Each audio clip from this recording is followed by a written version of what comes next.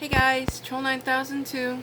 I know I've been absent for a week or two. I'm terribly sorry about that, but they've been working me real hard down at the store. But I guess they don't feel the need to work me very hard anymore because they cut my hours again. But that's the ups and downs of retail. It is what it is. I'll take it. Tonight I'm calling this story Operation Charlie. I needed a name for it really quick to save it, so Mom helped me pick Charlie. And, well, it's kind of interesting, but let me get right to it. So tonight I take you back to a time when things were different. Time seemed easier and people were not as aware about hurting the planet doing what they are doing. It is in these times that our neighbor moved in. He had a beautiful 30-acre spread versus our simple 5-acre spread now. Things are different out here in the countryside of town. In town, they have the trash pickup services. Out here, we have to take it all ourselves to a designated dump site. Just down the road, in less than 5 minutes, we have a routine. Our neighbor, who traveled a lot, was plagued by his family that would come and use his house, trash it, then leave. And being the city slicker he was not aware of how it worked here. This was made apparent the one morning I was stacking and packing the trailer junk to go to the dump.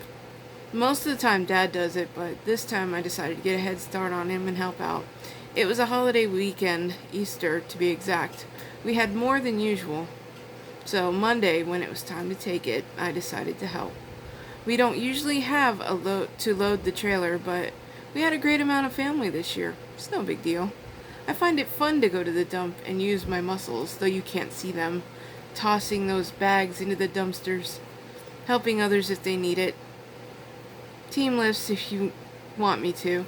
I remember the one time I shoved a twin XL size memory foam mattress into my roller skate car.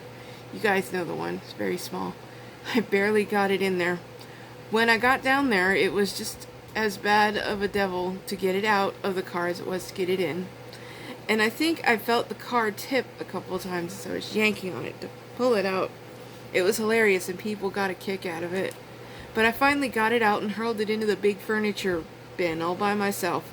I was proud, though my back cursed me later. Getting back to my story. My mom, she loves plants, but she can't keep them alive.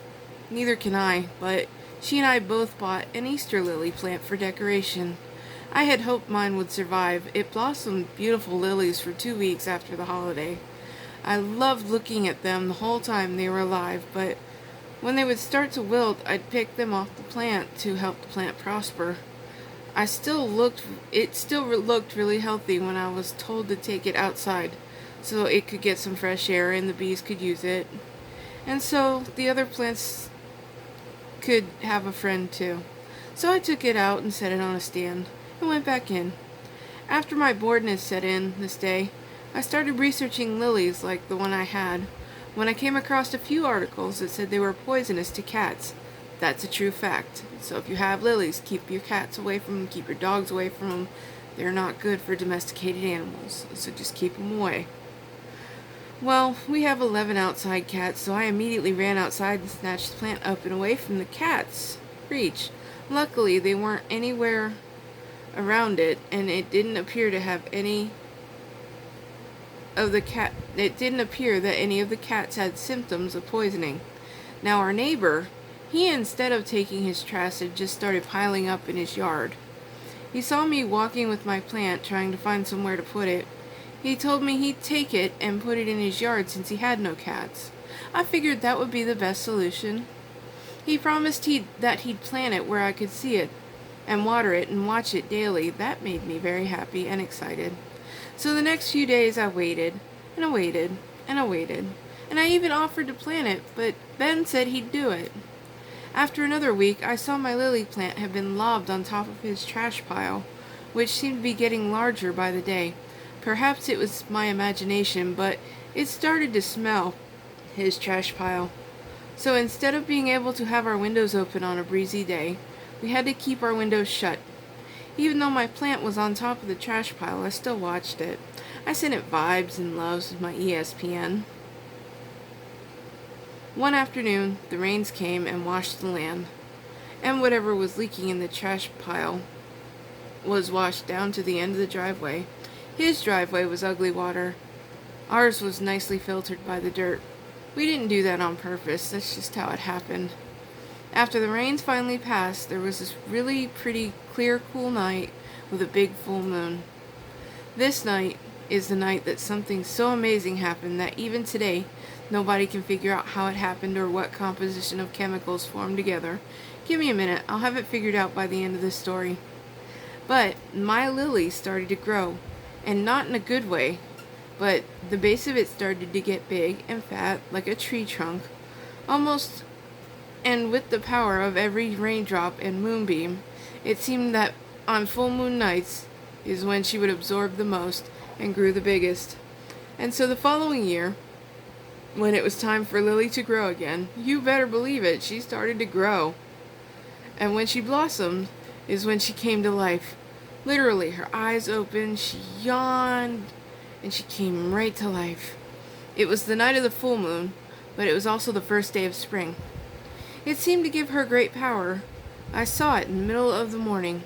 I heard a noise that sounded like cats going crazy, and they sure were. Lily was moving around and had uprooted herself out of the trash pile. And I heard her growl in anger, "Hungry!" Not knowing what to do, I just watched from the window. It was such a beautiful creation in the moonlight, nothing God would make. She spewed this liquid all over the place at first. It looked like the water that accrued at the end of the neighbor's driveway after the rain, but it would melt everything it touched. I definitely wasn't going outside after I saw that. She turned around and in two chomps, she ate the trash pile that had been accruing in the neighbor's yard. And then she started to move. Though I thought she could walk like a person, it turns out that she didn't have legs, and she wouldn't use her roots as legs, so she slithered. And all she kept screaming while she slithered was, "Hungry!" Which is kind of what I sound like when I'm hungry. But you don't need to know that. Oh, but you already know that. There you go. So, after I figured out what she ate was garbage, I got dressed and ran out of the house and hollered at her, "Lily, follow me!" I honestly didn't think she would, but she did. I took her to our dump on a Friday afternoon before it closed. Most of the dumpsters are pretty full. I knew there must be something there she could eat. I kid you not, much like I would if I was as big as her, she emptied all those dumpsters that were there. I made sure that we put them back into their spots, so nobody would be any wiser. After letting out a big belch, I took her to the river for a drink, and she slithered into the water. I was tempted to go summon the Loch Ness monster, but the conditions weren't right, so I had to hide her away somewhere. But where could I? She wasn't like Nessie Monster, but I had to keep her fed. But I couldn't keep her at the dump, so I had to take her to the nearest landfill, which was in Orange County, Florida. We used to drive by it when we would come back and forth, up and down to camp, while we lived down south. I remember the giant hills of trash. So again, she followed me, which looked hilarious, and I took what seemed like a lifetime, and to get there, unfortunately many accidents on the way, but not my fault, people not paying attention, like there was a giant monster following me or something. Finally we got there and Lily saw the giant mounds of garbage and started digging in. Holy cow, I thought to myself, I'm onto something here. But I wasn't about to leave my lily plant at the dump. It would have been the same as throwing her in the trash pile like Ben did. I just can't do that. I knew I had to go home. I had to get back to work and my routine of eating and sleeping, work, repeat. Not the greatest solution to living, but it works for me. So every night I would go home with Lily and then get about 2 or 3 in the morning, get up, and we'd take a 3-hour drive to the landfill. After about a week of doing that, I couldn't take the stress anymore. The travel time, the gas, everything, plus one night we got caught, where I thought we were doing a good thing by getting rid of the trash. I learned that in some crooked way, the landfill was getting paid for the amount of garbage it held. Go figure. Honestly, I don't know how any of that works. Feeling really bad, I led Lily home for the last time that week, and I thought about it, and I thought about it. I had to feed her. Thankfully, she did not keep getting bigger. She just started producing a lot of oxygen, which is good for my mom, who still didn't know we had a giant lily living in our backyard, which I found kind of funny.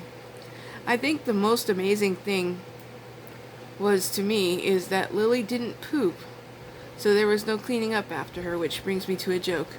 A father and a son were sitting in the living room talking, and the son says, "Father, do trees poop?" And he said, "Yes, son, that's where we get number 2 pencils from." But I know. Pretty soon it was my turn to move out to the other 5 acres. So I picked a spot to build a little metal teapot, and let's just say I wasn't afraid of the dark. I knew I had backup because that's where Lily was living. So the big question after all this time was what was happening with Lily?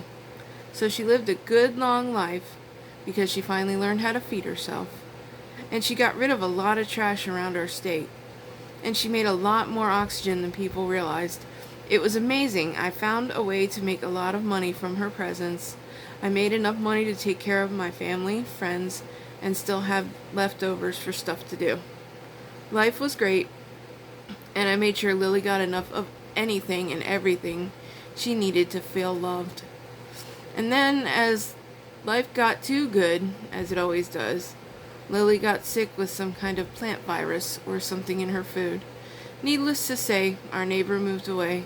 Property laid vacant for a long time, until we had a really nice person move in next door. He had a dog and a wife and a wonderful family that didn't take advantage of him. He did not mind the wild parties I sometimes threw or the ones my parents had just 4 acres to the west of me. My life was blah before the giant lily pet I had, and after her, unfortunately, my life went back to blah. It's what I'm good at, and in real life, my Lily is still alive for now. She endured the storm we had today. I checked on her a little bit ago. She was fine. The lily blooms that were on it looked very tired and wilted. So I don't think they have long before they separate from the main plant, but the stem looks very good and green and strong. If you have any advice for me on how to keep this plant alive, I'd love to try and keep it alive. I hope this story was interesting. Oh, and as I promised the formula to bring plants alive to be like Lily, it's 4 melted plastic cups, 7 milk jugs, 6 packs of halfway composted food, rainwater with potting soil, regular motor oil, and some sky chemicals. Oh, and the most important thing, overwhelming Florida humidity. And a day or two of good full moon. And boom, you'll have a giant garbage-eating lily. How cool, right? This is Troll 9002, signing off for another morning. Here's hoping y'all have a great week that is full of good people and great experiences. Remember, you can make those great people and great experiences yourself. You don't need other people to do that. It's not going to hurt you to throw out a compliment or say something nice or smile at somebody. If you enjoyed this story, let me know in the comments and hit the like button. If you didn't, hit that negative button, this one here, and leave a comment. Just remember, I respond to all comments. Subscribe if you dare, and I hope to see you on the next page turn. Take care, happy Monday. Troll 9002 out.